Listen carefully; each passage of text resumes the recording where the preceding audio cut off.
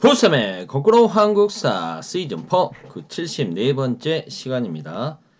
이 시간에는 경제 성장과 사회 변화를 주제로 1960년대, 1970년대 고도의 경제 성장이 이루어졌죠. 대한민국이 고도의 경제 성장을 이뤘던 사실을 알고 그 이유는 무엇인지, 그 까닭은 무엇인지 살펴보도록 하겠습니다. 아울러 고도 경제 성장 과정에서 문제점도 많이 있었죠. 정경유착이라든가 재벌의 성장 이러한 경제 구조적인 문제는 무엇이 있었는지, 그리고 이걸 극복하려는 노력은 어떤 것들이 있었는지 함께 살펴보도록 하겠습니다. 국가 주도의 경제 개발이 시작되다. 5.16 군사정변으로 집권했던 박정희 정부는 장면 정부가 세워놨던 경제개발 5개년 계획을 약간 수정을 하죠. 수정 보완해서 국가가 주도해서 경제개발을 시작합니다. 우리나라의 압축 성장에는 국가 주도형이라는 특징이 있는 거죠.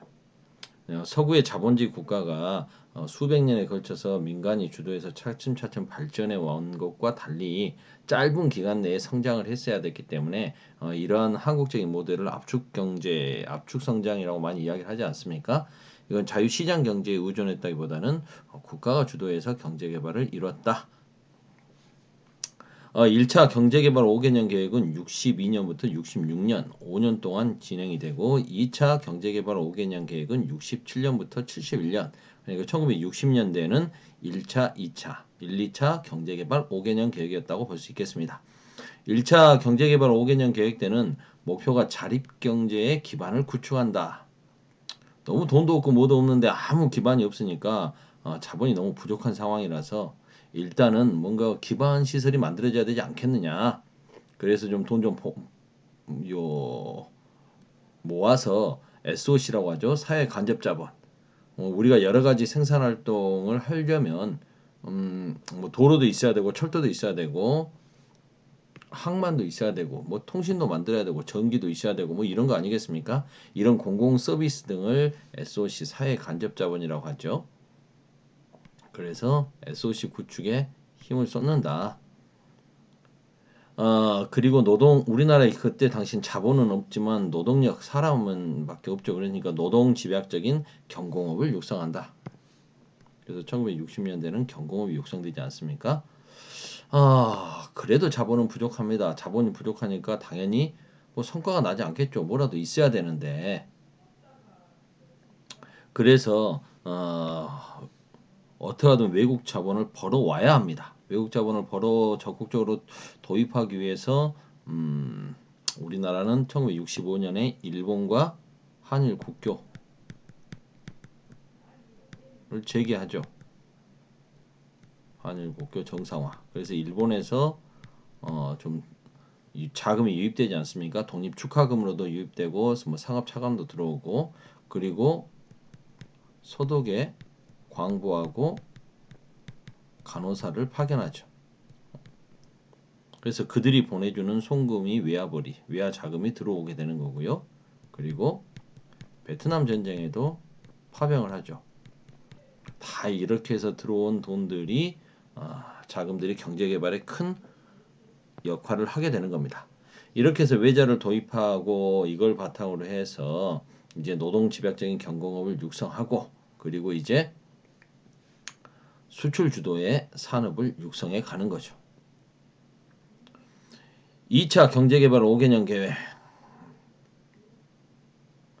포항제철 지금의 포스코 아니겠습니까? 포항종합제철 공장을 만들고 건설하고 그 다음에 서울과 부산을 잇는 경부 고속국도를 건설하죠. 이렇게 함으로써 이제 서울과 부산을 잇는 축선을 중심으로 사회 간접 자본이 확충되는 거 아니겠습니까?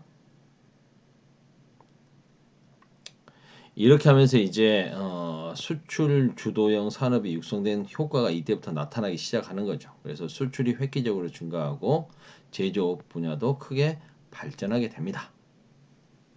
이렇게 1, 2차 경제개발 계획으로 한국의 경제는 높은 경제 성장률을 기록합니다. 외형적으로는 크게 성장을 했죠.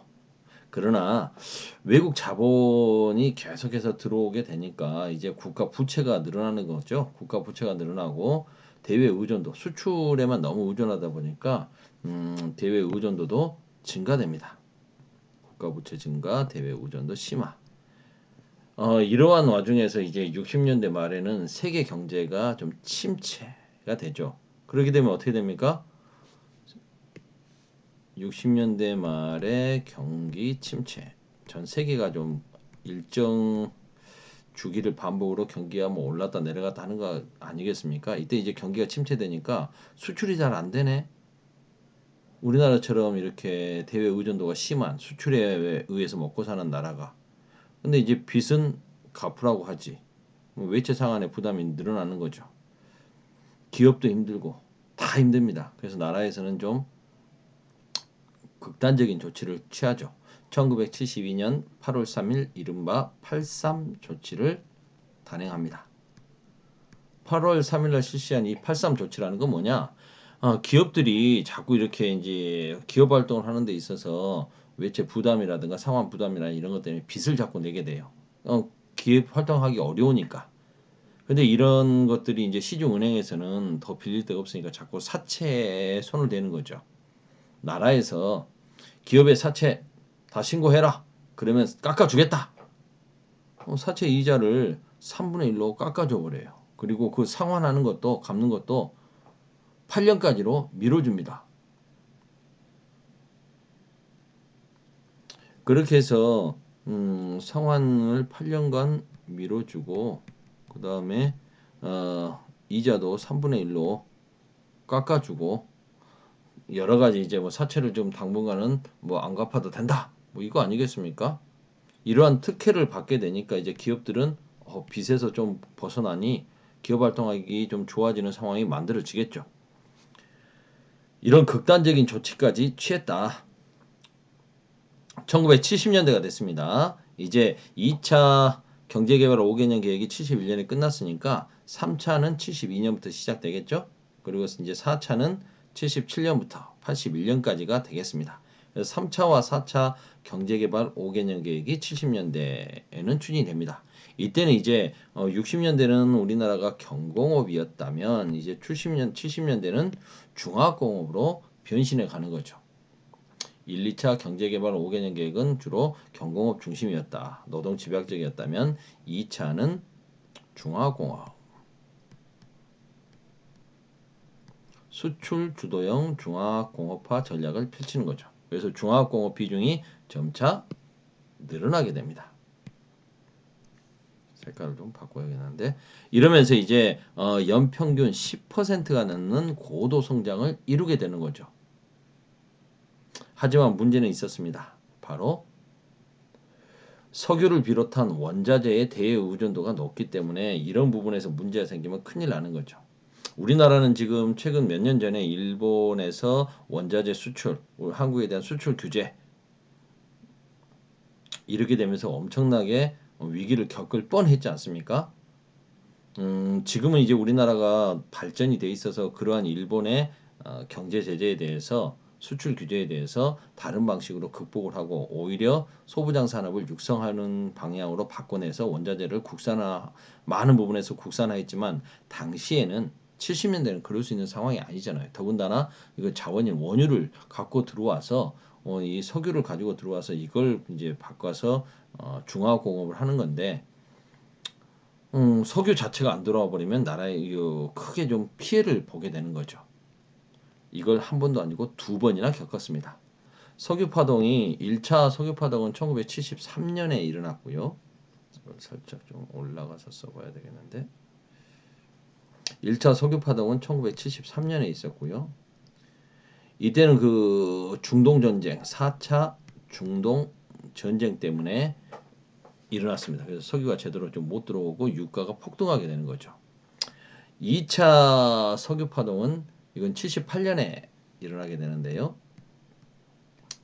이때는 그 이란에서 호메이니 혁명, 이란 혁명, 이슬람 혁명이 일어나게 됩니다. 이러면서 이제 이란도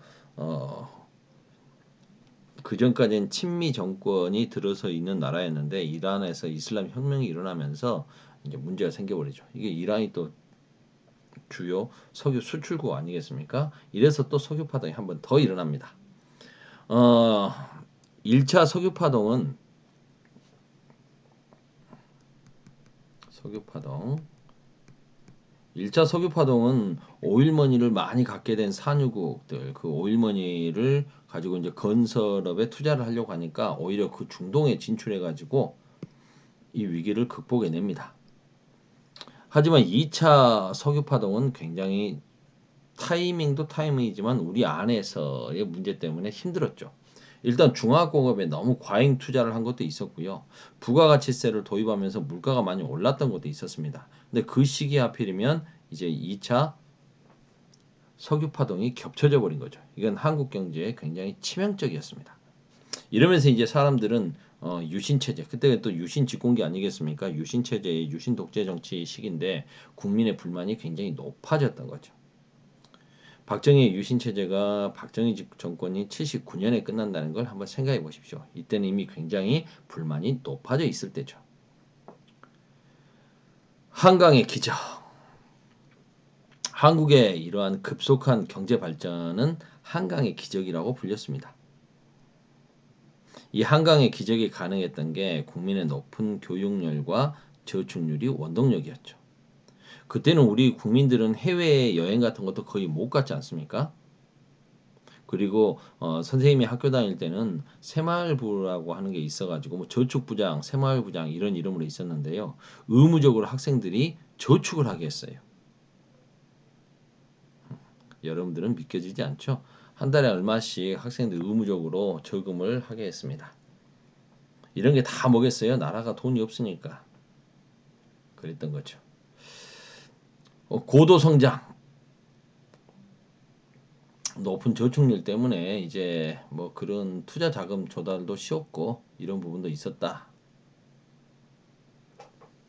우리나라의 기업들, 뭐 재벌이라는 말이 이제 영어 사전에까지 들어갔다고 하는데 이거 우리나라와 일본에만 있는 용어라고 하죠. 한국의 대기업들은 어떻게 재벌이라고 불릴 정도가 됐을까? 공부를 많이 했으면 학벌이 좋다라고 이야기하고 가문이 번창하면 문벌 귀족, 고려시대 문벌 귀족이라고 하고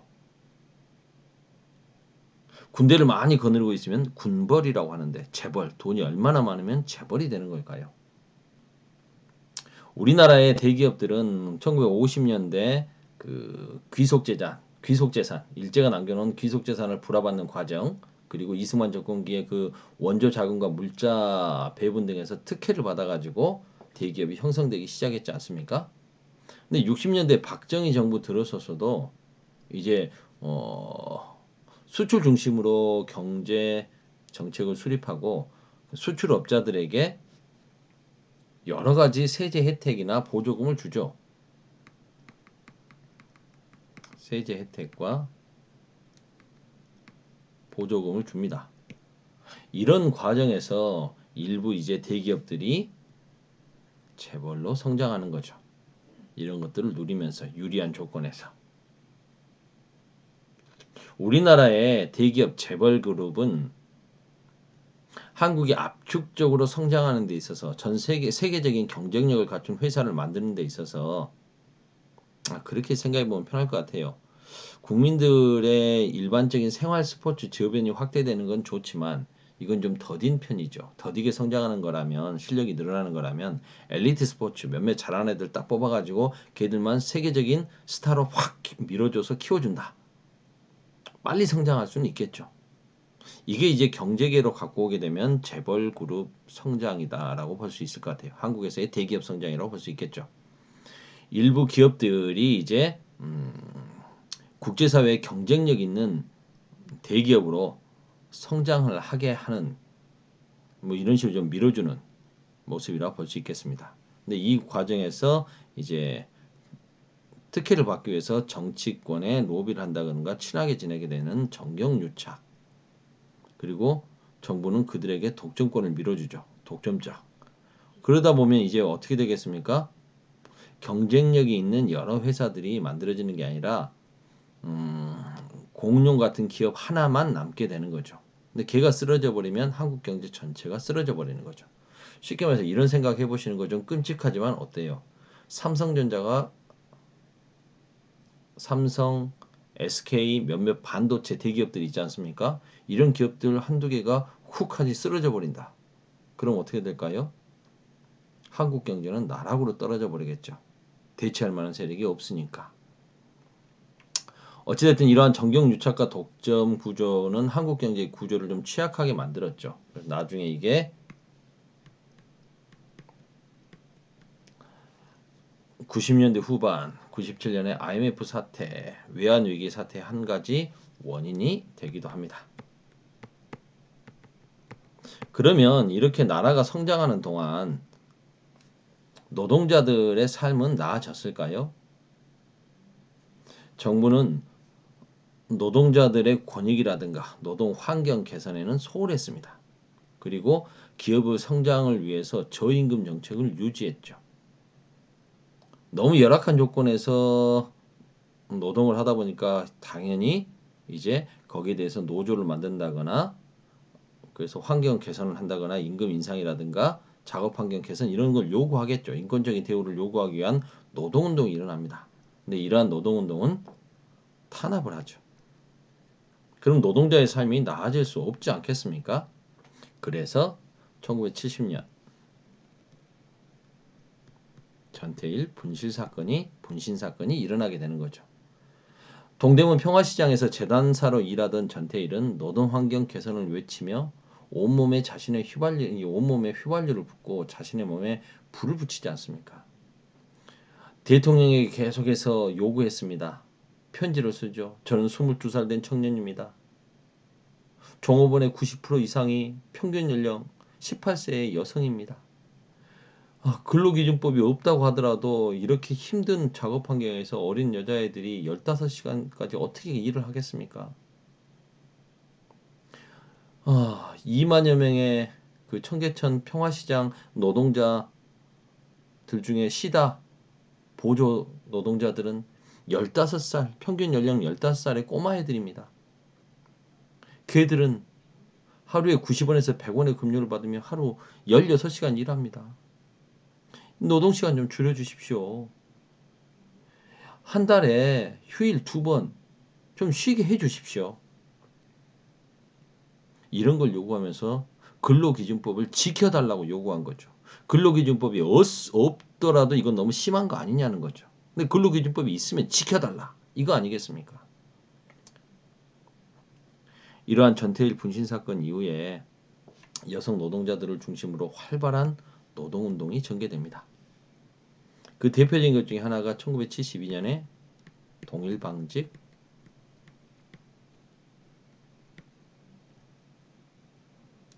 사건이죠.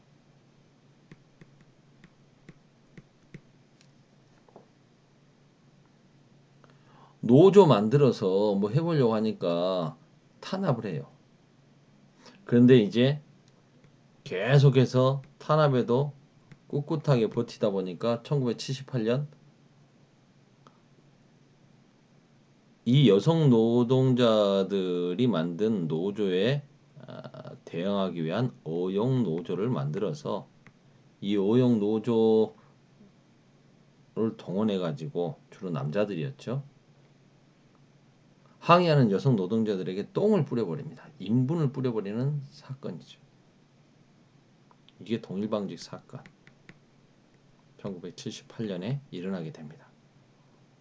노조는 1972년에 결성이 됐고요. 우리나라 최초로 여성 노동조합이 만들어진 곳이 동일방직입니다. 1972년. 박정희 정부는 그 저임금 정책을 또 뒷받침하기 위해서는 노동자들의 임금이 싸려면 다른 건 몰라도 먹고는 살아야 되니까 쌀값이 싸야 되겠죠. 그래서 곡식 가격을 낮게 유지하는 저고가 정책을 펼칩니다.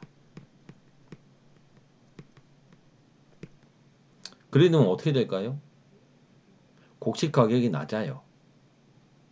그럼 도시와 농어촌의 격차가 점점 심해지겠죠. 도농 간의 소득 격차가 심해질 겁니다. 그럼 농촌에서 벌이가 시원치 않으니까 농촌 인구들은 도시로 유입되겠죠. 농촌의 인구가 급감합니다. 박정희 정부는 1970년대부터 그렇다면 이런 농가 소득을 높이고 낙후된 농촌을 좀 근대화해서 도시와 농촌을 좀 균형 있게 발전시키면 되지 않겠느냐라고 하면서 새마을 운동을 전개하죠. 초가집도 없애고 마을길도 넓히고 새마을 운동 당시의 농로 정비 사업, 주택 개량 사업, 도로 확충, 하천 정비 사업, 농촌의 간접 SOC, 사회 간접 자본 시설을 확충하자. 이렇게 하면 이제 어느 정도 농가 소득을 오를 거 아니냐. 일정 정도 농가 소득 증대에 기여를 한 것도 사실입니다. 그러나 이건 유신 체제를 정당화하는데 이용한 거죠. 열심히 우리 부지런히 이렇게 스스로의 힘으로 가난을 극복하자 이거 아니겠습니까? 농민들도 자신들의 권익을 보호하기 위해서 농업협동조합 만들어서 민주화운동 전개하고 농가부채 탕감해달라는 운동을 전개합니다. 그 대표적인 게 1970년대 후반에 일어났던 한평 고구마 사건이죠. 한평 고구마 사건. 전라남도 한평은 그 우리나라의 그 3대 고구마 주산지였다고 합니다. 뭐 해남, 무안, 한평 다 지금 전남 지역이죠. 그쪽 지역이 이제 고구마가 잘 되는 것 같아요. 근데 농협에서 열심히 협동해서 생산해서 공동 판매하자라고 하면서 고구마 농사를 독려합니다. 전량 수매할 것도 약속을 하죠. 근데 농협이 약속을 지키지 않아서 농민들은 큰 손해를 봅니다. 그래서 당시 그 유일한 농민운동 단체였던 카톨릭 농민회가 중심이 돼서 농협에다가 보상을 요구하는 거죠. 근데 농협이 계속 이걸 안 해줘요. 오히려 고압적인 태도로 합의하라고 종용하죠. 경찰까지 개입시켜가지고 농민들을 연행하고 그 다음에 피해 보상 요구하니까 이건 뭐 반정부 활동 이거 빨갱이 아니야? 라고 오히려 협박하는 거죠. 농민들은 그래서 이제 피해 보상과 농민의 탄압 중지를 요구하며 단식 농성을 펼치고 이게 전국적으로 알려지는 겁니다. 결국 농협은 농민들의 요구를 수용하게 되죠. 그래서 농민들이 국가의 불합리한 행정과 탄압에 맞선 조직적 저항운동으로 오늘날 농민운동의 토대가 됐던 게 한평 고구마 사건 1978년도 일입니다. 도시화가 진행되다. 뭐 산업화에 따라서 인구가 도시로 집중되면 당연히 도시화가 빠르게 진행될 수밖에 없죠. 근데 그러다 보면 어떻게 됩니까? 뭐 갑자기 아무것도 없이 농민들이 도시로 몰려드니까 안정된 일자리는 당연히 없을 테고 도시 빈민이 되는 거죠. 이들은 이제 산꼭대기 같은 곳에다가 이른바 달동네라고 불려지는 빈민촌을 이루고 살게 되죠.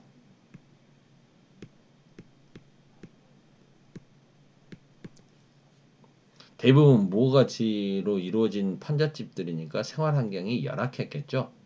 근데 도시화가 진행되고 이제 도시 개발을 이루어지게 되니까 이러한 빈민촌을 정리해야 됩니다. 달동네를 정리해야 될 거 아닙니까?